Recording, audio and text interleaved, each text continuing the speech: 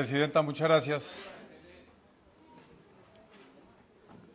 Me habría gustado mucho poder estar en presencia de quienes están a favor del metro subterráneo, ya que ustedes saben muy bien que creo mucho en los argumentos, argumento va, argumento viene, poder escuchar y ayudar a dar argumentos para poder tener un diálogo sano y tranquilo, sin apasionamientos. Sin ser psicólogo, lejos de serlo, ni sociólogo, yo creo que colectivamente y como sociedad hemos venido construyendo un bloqueo colectivo. Un bloqueo que se ha venido alimentando durante cerca de 8 décadas en que sencillamente somos incapaces de construir un berraco metro. Y lo digo en esos términos porque es que esto fue una solución de la movilidad urbana desde mediados del siglo XIX. La primera línea de metro que se construyó se hizo en Londres en 1834. Y desde 1942 en Bogotá se ha venido hablando sobre la necesidad de tener un berraco metro. Y yo siento, insisto, sin ser experto en estos temas de psicología colectiva, que aquí tenemos un bloqueo mental como ciudad. Y que somos incapaces de avanzar. Y que cuando ya se está cerca, cuando ya hay ideas, cuando incluso ya hay un contrato firmado, una vez más nos bloqueamos como sociedad. Y en ese bloqueo colectivo, desafortunadamente nos hemos dejado llevar por un montón de apasionamientos y dejando de lado algo que en principio debe ser tan básico como la sensatez, e incluso como el sentido común. Y ese apasionamiento nos lleva entonces a construir una serie de falsos dilemas. Y lo que es más grave, creernos esos falsos dilemas. Entonces aquí llevamos 20 años en una discusión inane que no le aporta sino únicamente a quienes tenemos intereses electorales, en que es que Bogotá solamente puede tener o un BRT o un metro. ¿Y cuánto duramos, María Clara, en esa discusión como ciudad? ¿Cuántos alcaldes no fueron electos en esa discusión de un falso dilema de que si era BRT o si era metro? Y años después entramos ahora en otro falso dilema que es aún más absurdo, y es que si el metro debe ser subterráneo o si debe ser elevado. Absurdo este falso dilema que como ciudad dejamos que caiga en nuestra sociedad. Se necesita elevado, se necesita a nivel, se necesita subterráneo. Se necesitan líneas BRT, se necesitan cables aéreos. Se necesitan más bicicletas de uso público. Se necesitan patinetas, se necesita urbanismo de proximidad para poder llegar caminando. Se necesitan rutas de buses y se necesitan bicitaxis. Como una generación nueva que está planteando discusiones de ciudad más profundas, no podemos seguir cayendo en una trampa electoral sobre falsos dilemas. Y esta situación en la que estamos actualmente, a mí me lleva a analizarla a través de una serie de componentes. Tratar de ser un poco más profundo, tratar de entender unas implicaciones desde diferentes ángulos para poder tener una sensatez a la hora de tomar una decisión sobre lo que una opinión de un presidente de la República nos está llevando. Y esos componentes los voy a expresar uno a uno. El primero es un componente técnico. Técnicamente todo se puede. Desde que la ciudad de París se conectó con la ciudad de Londres a través de líneas férreas, nos demostraron que técnicamente todo se puede. ¿De qué depende? De plata. El metro más profundo. Hagamos de cuenta que el nivel freático de Bogotá es muy grande. Hagamos de cuenta. Entonces tendríamos que bajar más para poder construir un túnel más profundo. Entonces estuvimos investigando con mi equipo cuál es el metro más profundo del mundo. El metro más profundo queda en Kiev, capital de Ucrania. Actualmente está siendo utilizado como protección por la guerra estúpida entre Rusia y Ucrania. El metro más profundo del mundo, una línea que queda en Kiev, está a 105 metros de profundidad. 105 metros de profundidad es casi exactamente lo mismo que el edificio del Departamento Nacional de Planeación, de FONAVE, ahí en la Caracas con 26, el edificio negro. Ese edificio mide 105 metros y esa es la profundidad que tiene el metro más profundo. De ahí para arriba hay un metro en San Petersburgo, que tiene una profundidad de 102 metros, hay un metro en Pyongyang, capital de Corea del Norte, que está a 100 metros de profundidad, hay una línea en Moscú que está a 84 metros, hay una línea en Portland, Estados Unidos, que está a 79 metros. Entonces, el cuentico técnico que no se puede subterráneo es falso, se puede. Pero entonces vienen dos preguntas, y es, ¿cuántas líneas de metro subterráneo ha construido el consorcio chino que se ganó la licitación? Yo entiendo que las licitaciones puedan tener unos cambios en el objeto social y se puedan negociar, pero ¿cuál es la experiencia de la empresa que se ganó la licitación en construcción de metros subterráneos? Cero, cero. Han construido puertos enormes, tienen la línea de tren más rápida de China que conecta Shanghái con Beijing, tienen mucha experiencia en construcción de redes férreas. ¿Subterráneas? Cero. Y la segunda pregunta es, ¿cuánto más nos vamos a demorar entonces con la decisión de subterranizar un tramo de esta primera línea del metro? Insistiendo que se puede. Hablemos con verdades, se puede. Luego hay un componente urbanístico, también hay que reconocerlo. El impacto urbanístico de una línea subterránea es mucho menor a una línea a nivel o de segundo piso. Hay que decirlo. La renovación urbana es mucho más fácil, es mucho más amigable, es mucho más sencilla cuando la línea es subterránea. Pero eso quiere decir que las ciudades que han construido líneas de segundo nivel han tenido unos dramas tan grandes que se deterioró la ciudad. No ser capaces de aprender y de entender de esos otros ejemplos para aprovechar la construcción de esta primera línea del metro para hacer renovación a lo largo de este corredor y generar ambientes tranquilos, amables, aplicando proyectos urbanos integrales, no es una opción.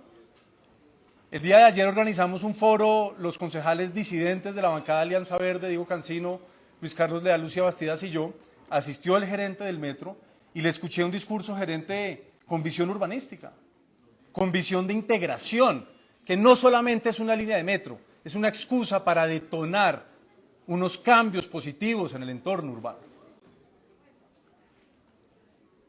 El tercer componente es el financiero, y aquí entonces entran unas incertidumbres enormes, que entre las 4 o 5 opciones que plantea el consorcio esté oscilando una diferencia de 8 a 17 billones de pesos, pues es una muestra de unas aproximaciones muy débiles. Una reforma tributaria que está recogiendo cerca de 25 billones sería entonces el grueso para hacerle caso a una opinión del presidente. Es, creo yo, un acto muy irresponsable. Y financieramente, asincerémonos, la ciudad no tiene de dónde. Ya hemos aprobado en este consejo, a pesar de mi voto negativo y de varios más cercanos, 2 cupos de endeudamiento, llegando al límite de capacidad de endeudamiento de la ciudad.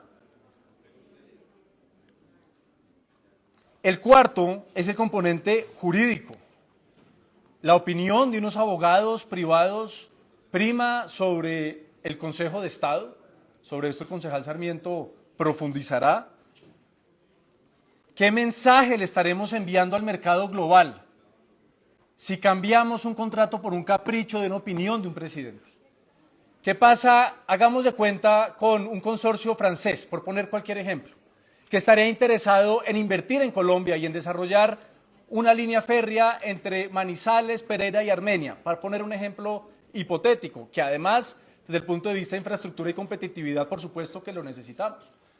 Y entonces llega un ministerio de transporte, sea de este gobierno, uno futuro, y dice, vamos a licitar la construcción de una red férrea en el Triángulo del Café. Abren la licitación y unos franceses serios, competentes, con experiencia, que han desarrollado este tipo de infraestructura, quieren aplicar, y luego alguien le dice, espérese, es que allá en ese país hace unos años el presidente tuvo una opinión y se frenó el contrato de desarrollo de infraestructura quizá más grande que ha tenido la historia de ese país. ¿Le da garantía jurídica a quienes quieran invertir en el desarrollo de infraestructura de Colombia? ¿Tenemos la experiencia en el mercado local y la mano de obra suficiente para no depender del mercado global? ¿Para desarrollo de obras de infraestructura que necesitamos para actualizar nuestra obsoleta infraestructura en el país? Y por último, hay un componente político, que es el que creo yo que prima en esta discusión innecesaria, en este bloqueo constante colectivo como sociedad. Y es que yo sí creo que aquí el presidente Petro está buscando de carambola sacar a Enrique Peñalosa y de paso a Claudia López. Yo quiero dejar muy claro, y lo saben, con ninguno de los dos coincido políticamente, tiene unas grandes diferencias con los dos.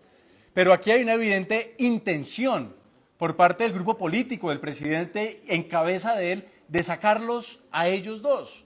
Peñalosa, pues, porque es quien terminó engavetando unos estudios de la administración Petro y desarrollando la licitación y posteriormente la consolidación de este contrato, y Claudia López por ejecutarlo y por llevarlo a cabo, por ser sensata para poder empezar a desarrollar lo que tanto necesitamos en Bogotá. Y aquí entonces el juego es dilatar, generar una cantidad de confusiones, abrir un montón de debates innecesarios, ganar tiempo y esperar que su candidato o candidata, que uno de ellos cree que es suficiente, conversando con la alcaldesa de París, aprender todo lo que se necesita saber para administrar una ciudad, llegar de vuelta y que si ganan, destrabar todo lo que han venido trabando constantemente.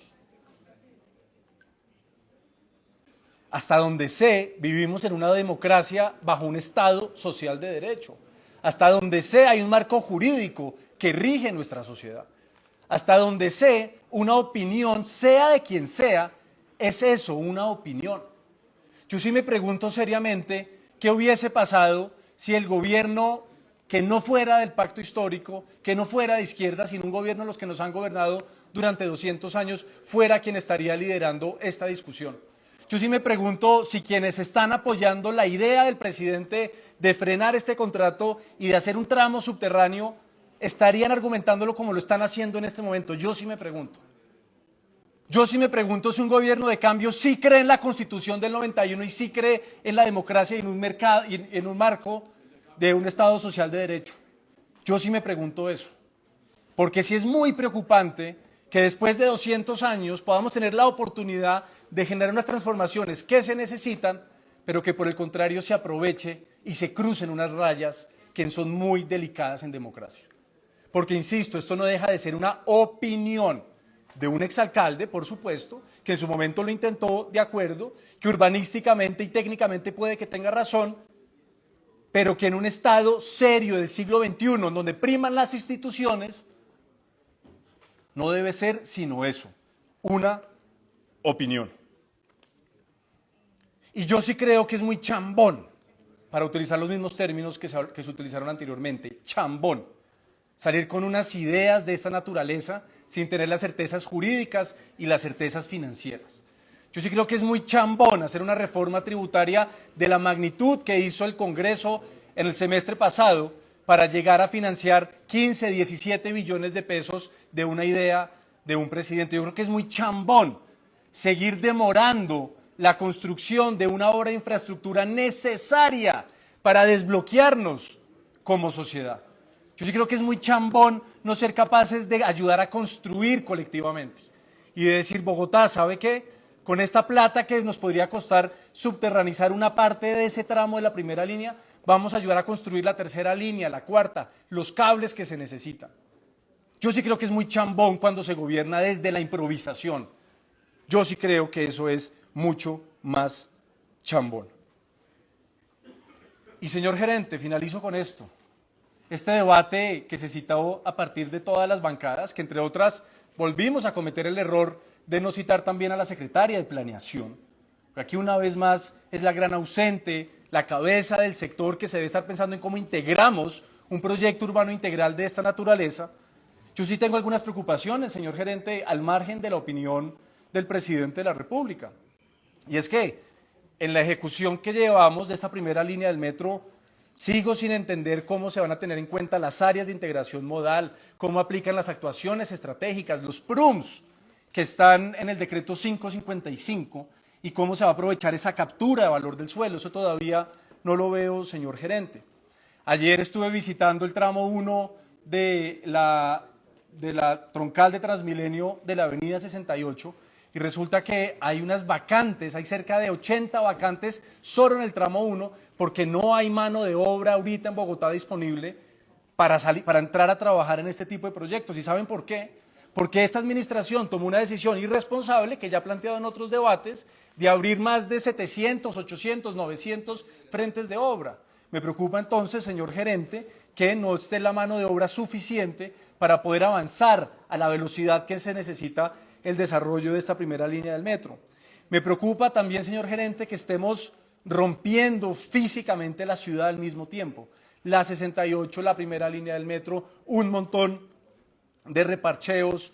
Ahorita vendrá la discusión sobre la troncal del Transmilenio por la séptima, pero una serie de grandes obras que lo que hacen es que paralizan más la ciudad por falta de planeación. Me preocupa, señor gerente, en qué van los diseños de las estaciones de Transmilenio de la Caracas con la instalación de los pilones que se necesitan para la primera línea del metro. Yo creo que sobre esas preocupaciones es que se debió haber llevado a cabo este debate. Me preocupa, señor gerente, el diseño, ya con esto terminó, presidenta. Me preocupa, señor gerente, el diseño urbanístico. Todavía no veo integrado cómo van a ser la construcción de las estaciones, las 16 estaciones de la primera línea del metro con el entorno. Cómo se está dialogando esa ciudad de proximidad, esa ciudad que quedó planteada en el POT decretado por parte de Claudia López. Y me preocupa muchísimo, señor gerente, la integración tarifaria que tendrá esta primera línea del metro. Yo con esto quiero hacer un llamado a la serenidad de la sensatez, a que no sigamos cayendo en los juegos obsoletos y politiqueros de quienes durante tantos años nos han gobernado y que como una generación nueva que quiere ayudar a avanzar, a resolver, a tener una ciudad moderna, seamos sensatos y tomemos las mejores decisiones para nuestra ciudad. Muchas gracias, presidenta.